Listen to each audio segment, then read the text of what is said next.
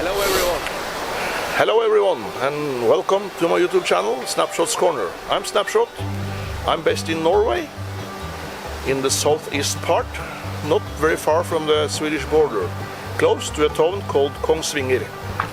Today I'm not going to show off any equipment or any firearms or anything like that. Today I'm just going to talk about inspiration. Inspiration as to what got me going in the black powder and especially flintlock firearms, and shooting them and enjoying rendezvous and dressing up and all that stuff. Reenacting it is perhaps another good word for it. Yeah.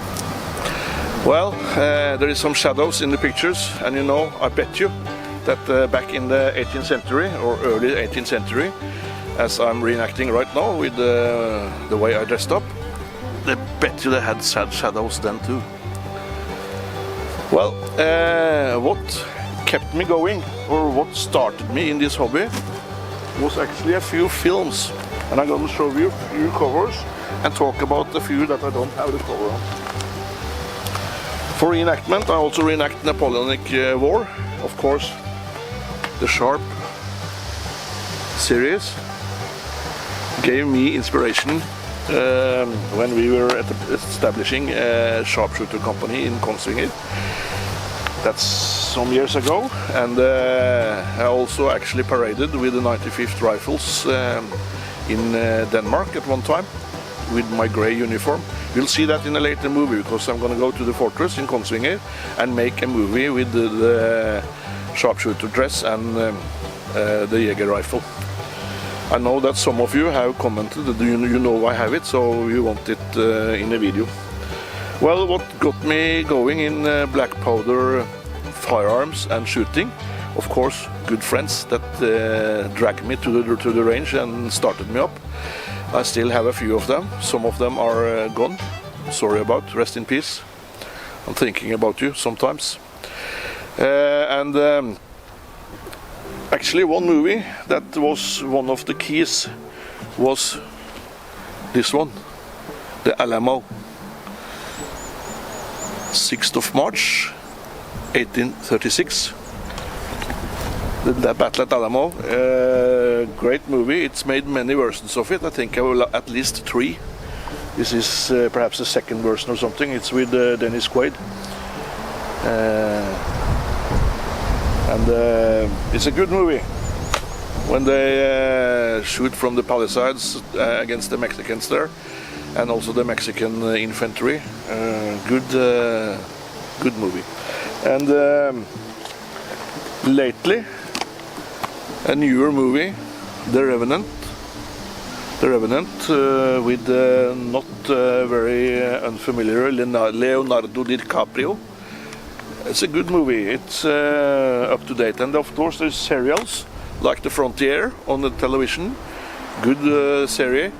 And The Patriot comes to mind. The Patriot is a very good movie. I don't have the video or the cover.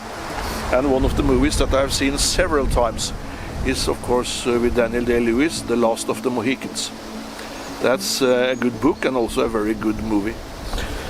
Gives you a lot of inspiration for shooting black powder firearms. And of course another movie that comes to mind, the movie Jeremiah Johnson with Robert Redford. That's a really good movie.